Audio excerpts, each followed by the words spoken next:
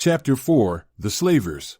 As they approached the Temple of the Dark, a sense of foreboding washed over them, the air thick with an eerie aura that seemed to permeate the very stones of the structure.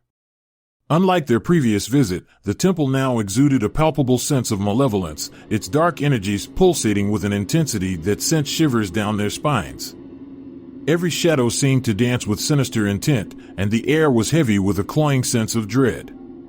Even the faintest whisper of wind seemed to carry with it a chilling echo of something ancient and maleficent. As they stood before the imposing facade of the temple, its dark spires reaching ominously towards the sky, they couldn't shake the feeling that they were being watched, scrutinized by unseen eyes that bore into their very souls. This time, there was no mistaking the sinister presence that hung over the temple like a shroud, casting a pall of darkness over everything it touched. When they reached the door, they were met by the same acolyte from before. The head priest has been waiting for you. As they walked down the familiar hallway, a palpable sense of malevolence seemed to emanate from the very walls themselves, casting long shadows that danced with sinister intent. Unlike their previous visit, the air was heavy with an oppressive aura of evil, suffocating in its intensity.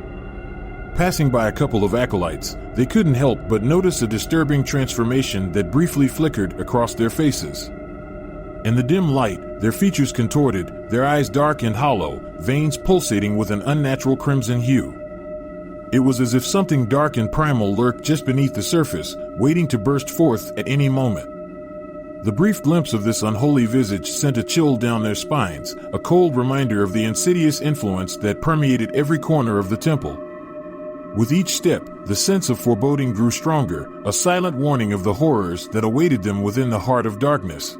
They arrived at the head priest, and he had an impatient look on his face. So do you have the crystal?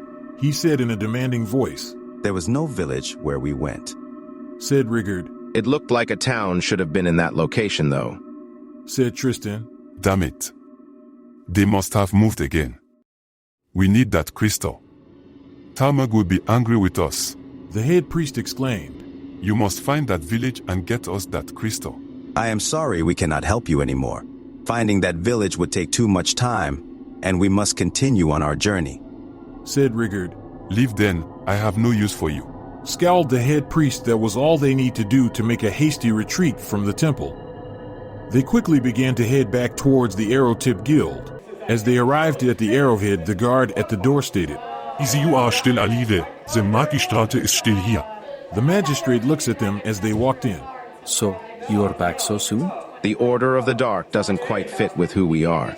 Plus, what they were saying wasn't what really happened, said Tristan.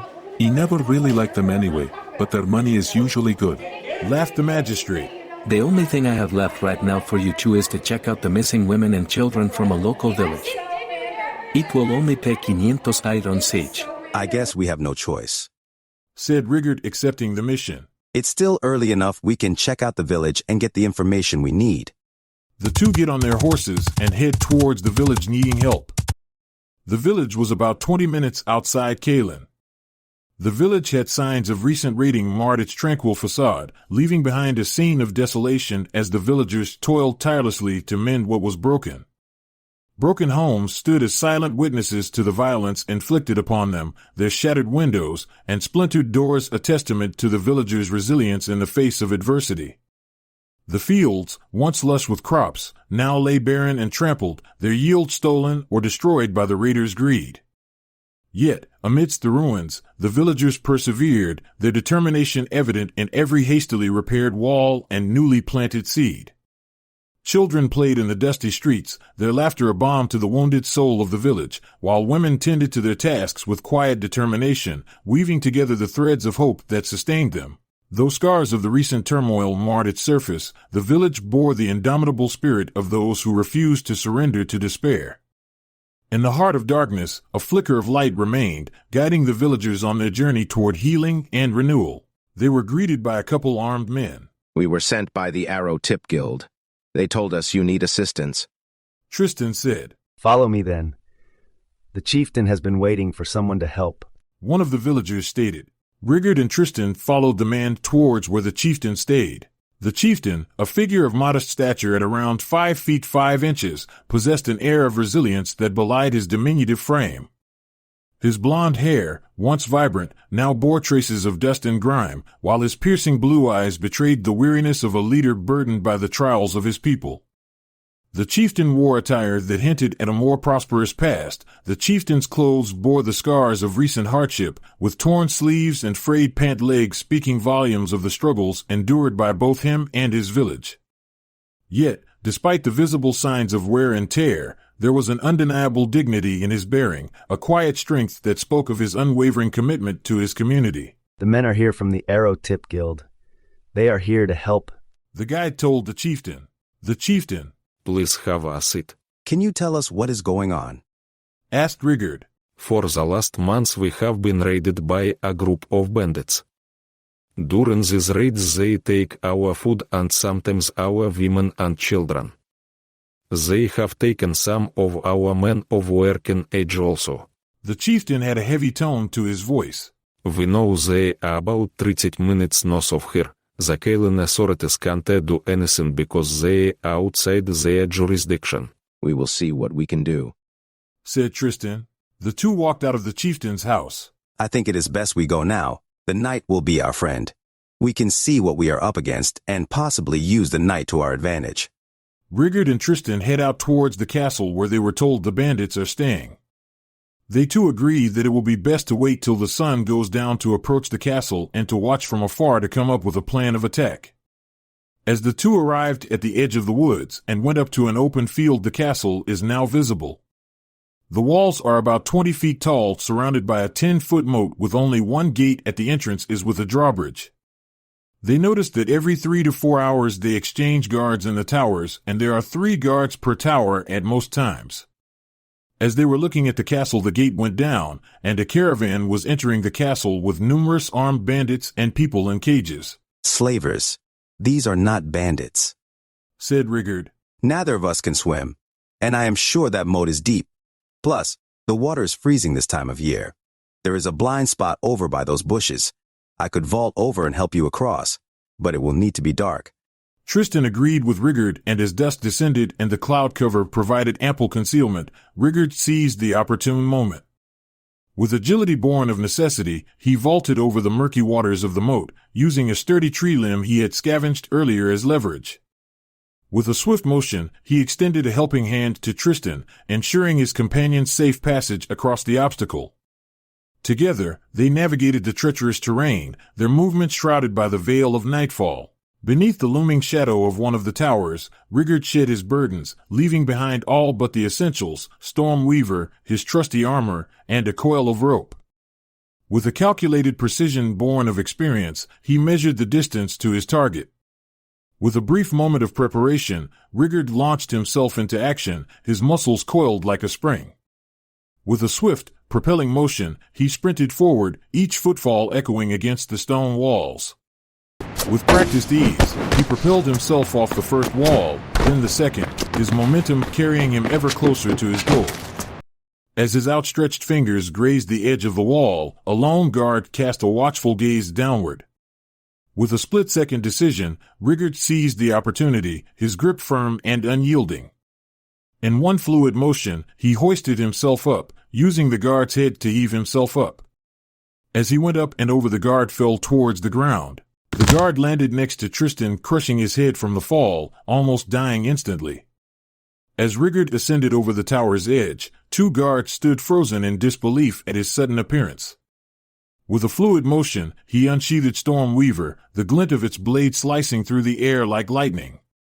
In a swift and decisive strike, he dispatched the unsuspecting guards before they could utter a cry, their expressions frozen in shock as their fate was sealed in the blink of an eye. Rigard let a rope down and Tristan climbed up the rope quickly. Tristan and Rigard heard footsteps coming up towards them. Quickly they both grabbed one of the dead slavers. As the first slaver could be seen on the steps, they threw the body down at him and followed the body with their swords drawn.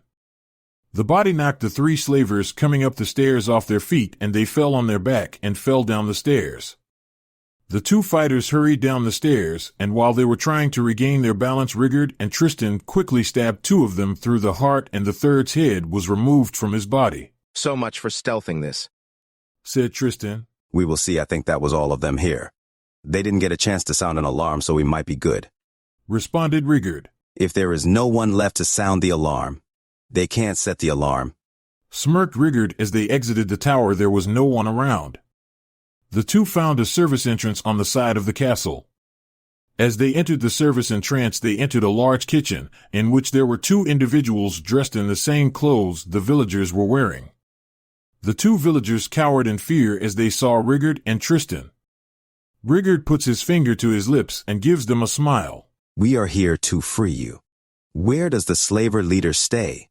The two villagers pointed up and whispered. 3rd floor. I feel if we can get rid of the leader, the rest will follow. Rigard Tristan nodded in agreement. Let's check out a couple of these rooms to ensure we don't get trapped on the 3rd floor. Tristan said. I agree, but we need to be quick. They set an alarm. There could be over 100 men on us fairly quickly. Rigard replied. When they were bandits, getting the villagers back would have been enough. Now they are slavers. We know the village won't be safe until they are gone. Exiting the kitchen, Rigard and Tristan were caught off guard as 6 slavers entered the room simultaneously, their presence a grim twist of fate. The chamber, measuring 15 feet by 15 feet, boasted intricate artwork adorning its walls, a stark contrast to the impending violence about to unfold within its confines. As the 6 slavers charged at Rigard and Tristan, the air crackled with tension, anticipation thickening the atmosphere. With deft agility, Tristan sidestepped the lunges of 2 assailants, his hands alight with the fervent energy of his mana. Focusing his power, he unleashed a torrent of flames that engulfed the 2 slavers, their agonized screams piercing the chaos of battle. Meanwhile, Rigard found himself surrounded by 4 adversaries, their malicious intent evident in their relentless strikes.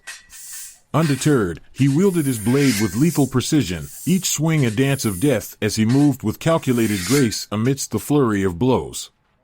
With a swift parry and riposte, he silenced one foe with a fatal slash across the throat, while another fell under the brutal force of his weapon, cleaving skull and bone with a single, decisive strike. As the last 2 slavers pressed their assault, their blows glancing harmlessly off Rigard's sturdy armor, Tristan emerged as their harbinger of doom.